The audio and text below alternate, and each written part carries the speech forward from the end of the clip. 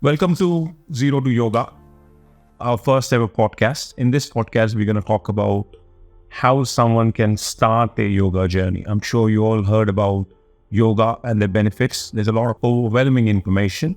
There's a lot of myths around it. And here in this podcast, we're going to talk about how someone can start and benefit from a regular practice yoga. Today, we have a special guest. And if you're someone who wants to start your yoga journey and benefit from a regular daily practice, this podcast is for you. And what makes this podcast special is our guest, all the way from Rishikesh, Bhagyashree. She made Rishikesh her home. She's trained more than 200 students, taught them yoga, helped them and guided them to get the yoga certification. Rishikesh, the world capital of yoga. Bhagyashree believes that through mindfulness and through yoga practices, you can actually connect to your deeper self, inner self. So here we are, Bhagyashree. Welcome to our first ever podcast. Thank you. Thank you, Satish. First of all, thanks a lot, Satish and Team Fitmap for giving this opportunity to come on the podcast. It's a great privilege to be here and talking about yoga and reaching out major number of population around and telling them about, talking to them about yoga. Today in this podcast, we will cover how someone who is willing to start, where to start, how to start, what precautions should be taken under an expert guidance, Bhagyashree. So if someone wants to start their yoga journey, what should they be considering? Okay, yes, it's definitely a crucial question for everybody because this, as you said, like mixed knowledge is around the corner and people are talking and making videos about yoga. Some people are into making the fancy poses in yoga, some people talk about the pranayama, the breathing techniques. All overall from my experience and my teaching experience with my students, I basically feel it's always good to follow a particular yoga teacher who is passionate about yoga and who has got good knowledge about yoga. So passion is really defined separately a teacher and who can create a good environment around to teach yoga and can take care of you during the injuries or during the practice. Taking the first step in yoga journey is very crucial. So if someone wants to start their yoga journey, how do they do it? And then do they have the expert guidance in place? And as a beginner, what are the other things that I need to consider? Okay. Being a beginner, I think basically let's understand the benefits of yoga because it's not always about flexibility. I really want to tell everybody about that yoga is not only about flexibility, but it is also about let your body breathe nicely. So it is a mixture of breathing practices, mixture of calming down your mind, taking off all the luggage that your mind is carrying around you, and then you can really enjoy the yoga journey. This is how it goes. People also go after practicing the advanced techniques or the advanced poses in yoga. So my suggestion is do not try to go to the final pose directly because it really does not come in one day or one practice. It's always good for beginners to start with the variations of yoga. For example, forward folds like downward facing dog is there, or just Uttanasana, these are the Sanskrit names, but they can always go ahead and do the basic variations into that, try to relax their muscle, relax their spine, overall body, feel that pose, breathe into it, be comfortable into it, and then they can go ahead with the next practice. So being patient is the important thing. So there's a lot of advanced poses in yoga. So as a beginner, so we're kind of having that final posture in place. So it's always better to kind of slowly transition, know your strengths and weaknesses, and then play with your strengths and then kind of work on your weaknesses. So how would you help someone, like if they want to kind of go to that final transition, final pose of yoga? How long will a general population who wants to start yoga, how long will they take it? Like, could you explain? Obviously, everyone is different. So if someone had to kind of go and do an advanced posture, Should they be doing it? And then what are the precautions that they should be taking it? Okay. Yes. Precautions wise, as I said, yoga is not something basically you yourself comparing yourself to somebody else. You are actually comparing yourself to yourself. So you need to always challenge yourself. So this is always both ways. True that, yeah. Everyone has weaknesses and strengths, yes. Exactly. So to practice that, I can just mention few injuries that people usually go through for the beginning. Yes, I've heard about the injuries part, yes. Yes, and the major part is if you're doing the wrong pose or the wrong practice, it can be long-term injuries also. The basic injury they go through is muscle strains usually, because it's very new thing for your body to train yourself, flex yourself at the same moment you're breathing. True, if you're someone who's not done any kind of activity and straight away going into, you need to be very cautious. Yes. So that cautious part comes with one is the muscle sprain is very normal. I would suggest the moment you feel that muscle sprain or the moment you feel that pinching pain during that position or during the practice, just stop and go back to your normal position. Or usually I ask my students to go into child's position or just relax down onto the shavasana posture also. Give your body time to heal and again come back. Because your muscles are, they take time to mold the way you want them to mold. Do not try to. There's a progression in it. There's a progression. There's a transition, and things take time for you to kind of get there, right? Exactly. So that is what we talk about, a transformation journey into yoga. That is one thing. Another point is I always ask my students to take care of your palms, because your palms are actually bearing the whole weight of your body. So not giving all the pressure on your wrist is important. So spread across your palm nicely whenever you are doing the poses, and give equal pressure on your palms. It's the same is applied to your feet. Yeah. We're talking about a beginner's journey here, a zero to yoga. And I would like to insist and talk about more on this is like someone wants to kind of lose their weight, someone wants to kind of start their yoga journey for physical and mental health. We get to hear a lot of injuries happening, right? I would like to be little I would like the viewers to kind of know about what are the other extra precautions that they need to take. And obviously I've heard about back injuries that were quite most common in yoga journey, especially if they're beginners, and then kind of, is there any, can you help us with how someone can avoid these injuries? Have an injury and then hearing about an injury is two different things, and then it puts a lot of people off to start their journey, or actually at least to continue the journey. So what are those extra precautions someone who wants to start their yoga journey to avoid injuries? So Satish, the injuries will come across a different way with the different poses you try, right? So let's talk about how do we focus on to relaxing your body. As I said, you really need to be comfortable into that yoga pose, right? So being very slowly, steady and relaxing yourself, and then really going forward. Yeah. Slowly transitioning into a certain posture. Yes. Or certain pose, it could be any pose you're talking about. Also important is your pranayama practice. If you really know about having some pranayama practice techniques, breathing exercises before starting your asana practice, and also after finishing your asana practice, the breath work will help your body to open up quickly, because it is also the fact there are a lot of factors that actually gonna affect or effect onto your practice.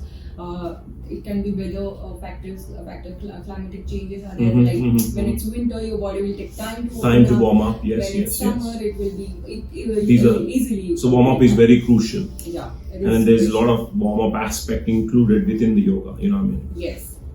Okay, thank you for that. That's very important for people who are actually starting their yoga journey. To kind of be mindful of the injuries that might, without being cautious, that they might have to kind of look into it, be extra mindful.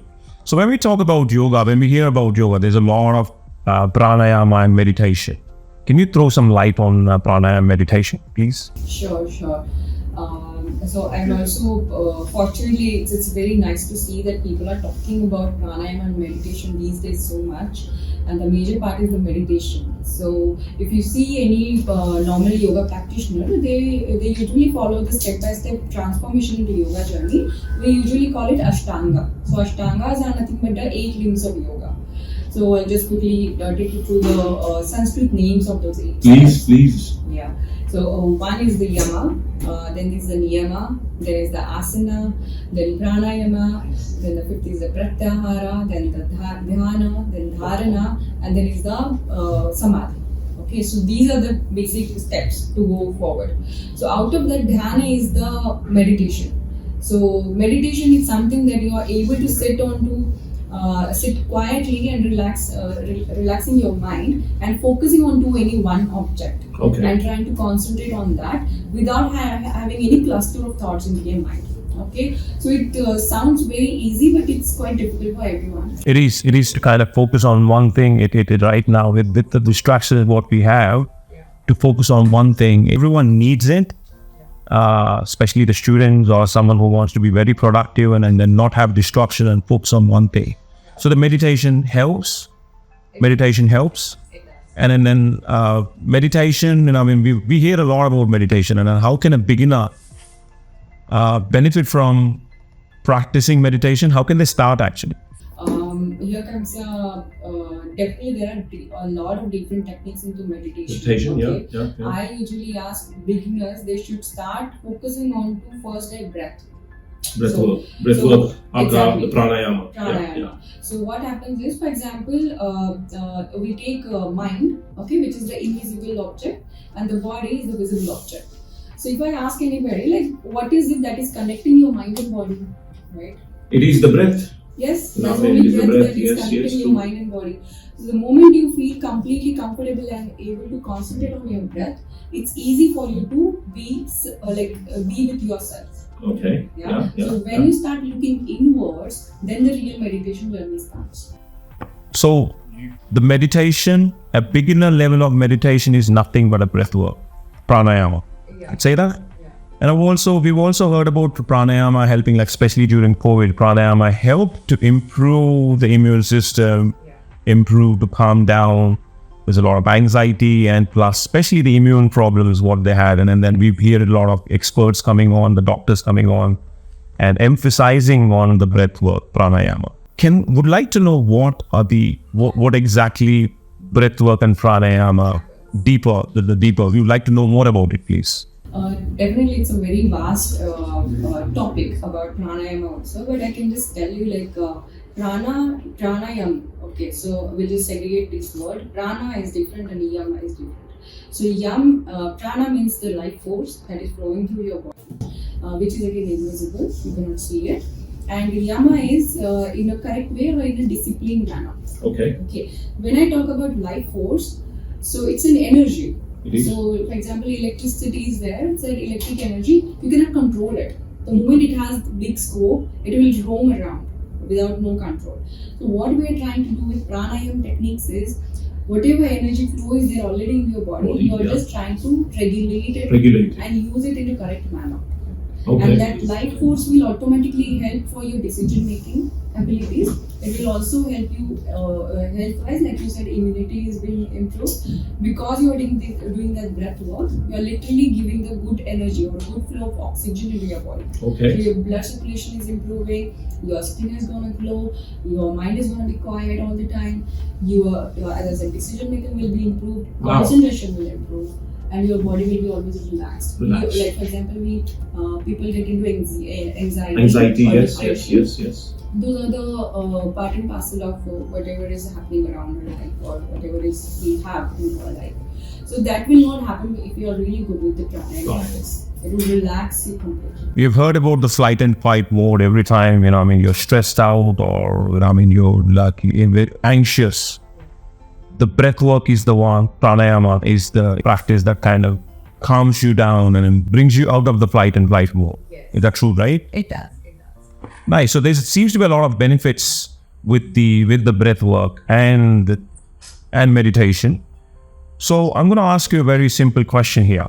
If someone wants to start yoga, how is there a time frame? Like, is there how many hours?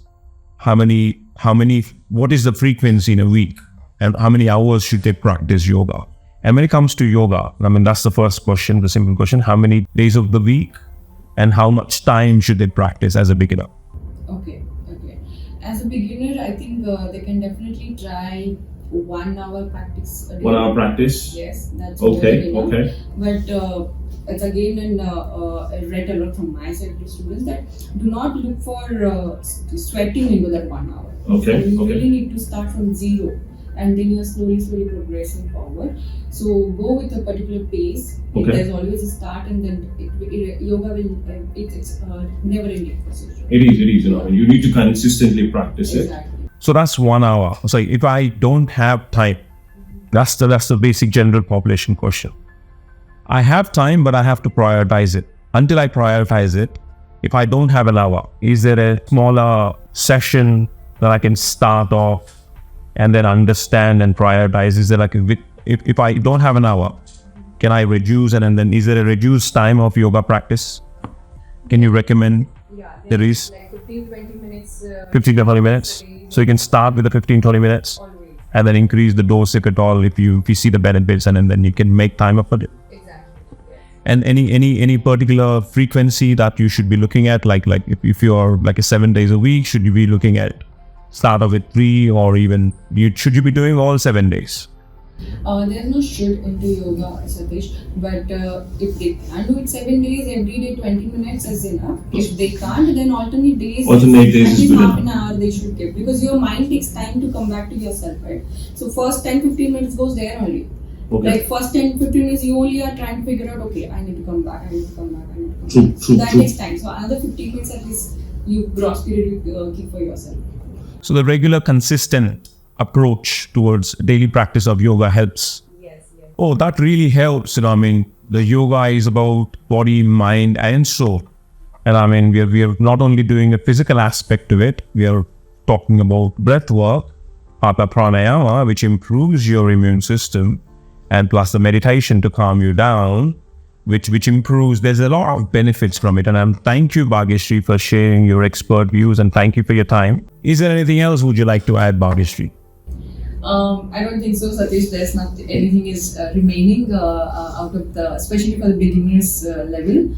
But yes, definitely, I'm very thankful for this opportunity, being a part of Fitmap family, and looking forward to teach as many as people. Thank you, Bhagyashree. We are also super excited to share some good news with you all. We have convinced Bhagyashree to relocate to Hyderabad, which took a lot of time and effort for team with Fitmap to do that. And now here we are, starting from 19th of July. The physical classes conducted by an expert herself, Bhagyashree, and I can't wait. And I would like everyone to invite for those classes and benefit. It's not only the physical aspect, there's a meditative, mindfulness, and a lot of breathwork aspect in it. So it's going to benefit everyone from this. I'm sure you have more to ask, more to know about yoga. Please, anything you would like to query about and know about more about yoga, please put that in a comment section. We will come back to you. The physical classes, 19th of July. See you all in the classes. Thank you.